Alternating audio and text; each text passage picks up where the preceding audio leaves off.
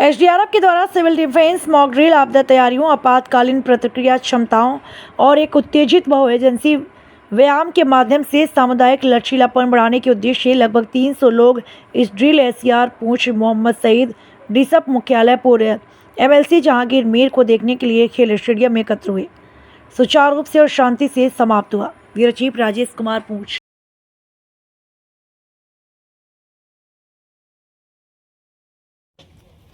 ये अगर आप कहीं बाहर हैं, ओपन प्लेस पे हैं, तो अपने आप को कैसे अपने आप को कवर करना है, पोजीशन क्या रहेगी।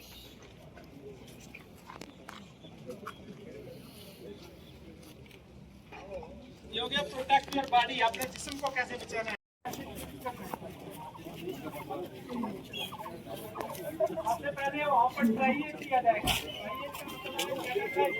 जो लोग वहाँ पर इंजर्ड होते हैं।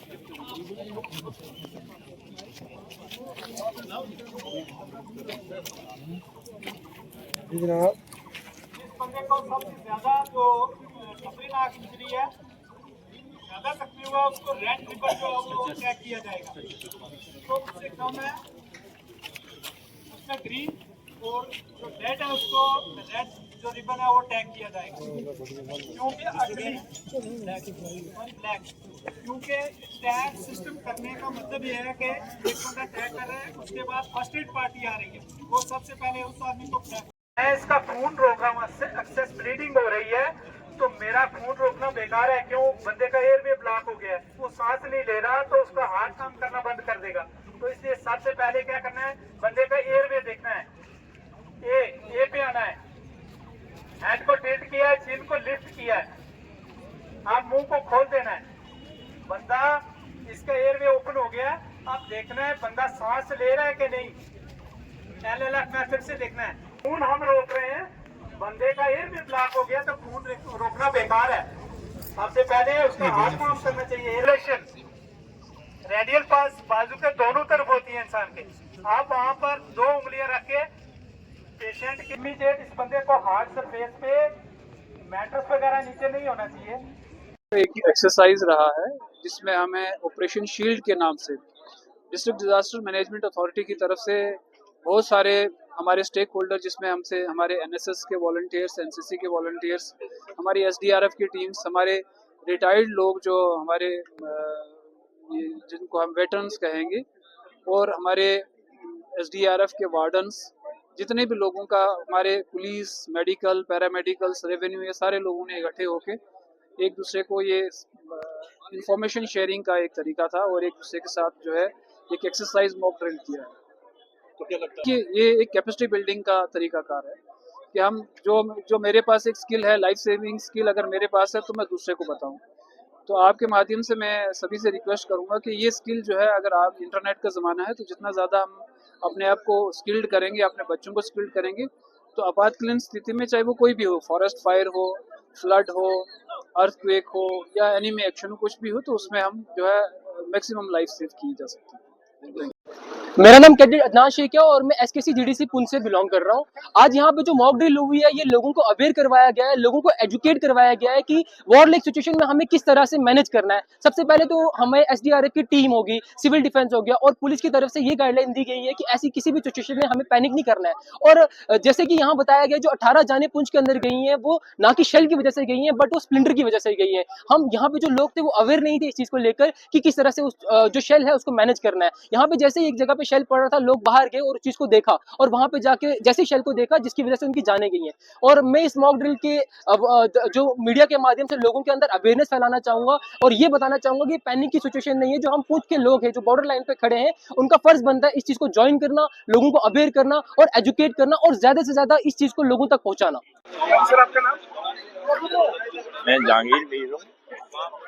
आज ये मॉक ड्रिल जो है, इन्होंने सिविल डिफेंस एसटीएफ ने रखी है।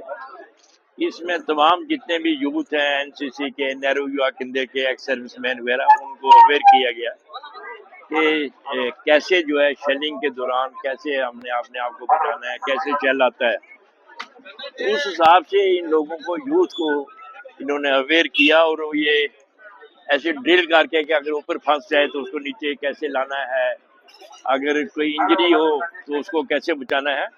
ये तो एक इन्होंने ड्रिल कर दी, इसको हमने हर जगह, हर गांव में, हर शहर के हर वार्ड में लेके जाना है, ताकि लोगों को और यूथ को अवेयर करके अपने अपने बचाओ अपने लिए। अभी तो इन्होंने कहा कि कैसे हम बचा सकते हैं, लेकिन वार्ड्स में हमारे पास ये इंफ्रास्ट्रक्चर नहीं है जो कि होना चाहिए।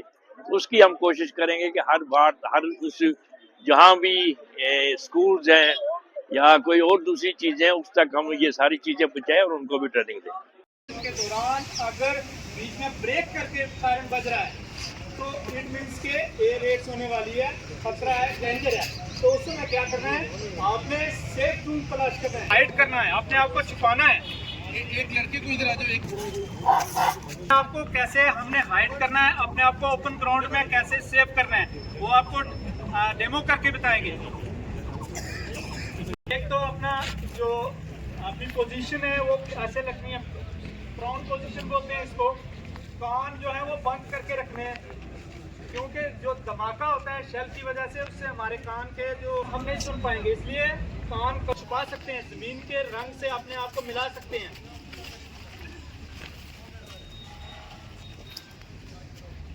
ये अगर आप कहीं बाहर हैं, ओपन प्लेस पे हैं, तो अपने आप को कैसे, अपने जिस्म को कैसे बचाना है हमने।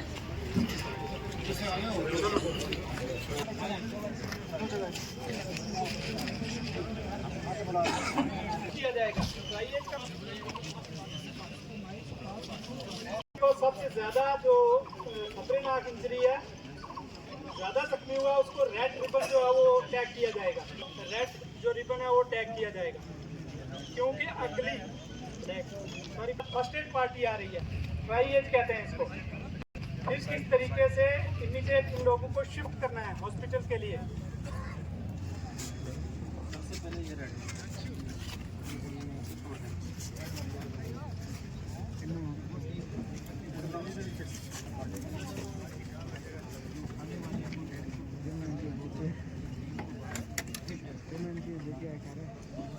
क्योंकि कई बार ऐसा होता है जिस आदमी को मामूली चोट लगी होती है वो चिल्ला रहा होता है कि पहले मुझे ट्रीट कीजिए, लेकिन जिसको लाइफ थ्रेटनिंग इंजरी होती है वो अनकॉन्शियस पड़ा होता है। तो इसलिए ये प्रायोरिटी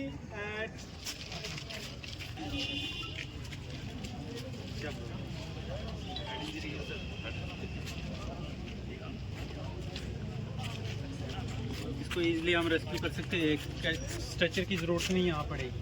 हेड इंजरी है तो एक बंदा रेस्क्यू कर सकता है, 4 बंदे जाएंगे, हाँ रेस्क्यू करेंगे। आइज़ इंजरी है, आइज़ में कुछ ना कुछ गुस्सा है, ये दोनों आइज़ मैंने बंद किए, इसको भी एक बंदा रेस्क्यू करेगा। तो भी सिंपल एक डिस्पोजल कप कैजुअलिटी हो चुकी है, फिर उसको सबसे लास्ट में उठाया जाता है।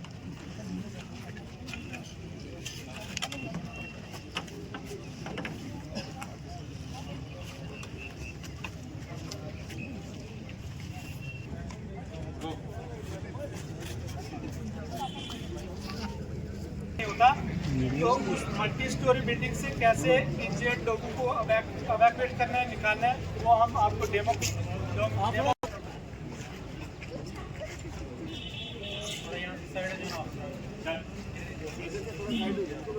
आप साइड हो जाओ, थोड़ा साइड रहो, साइड।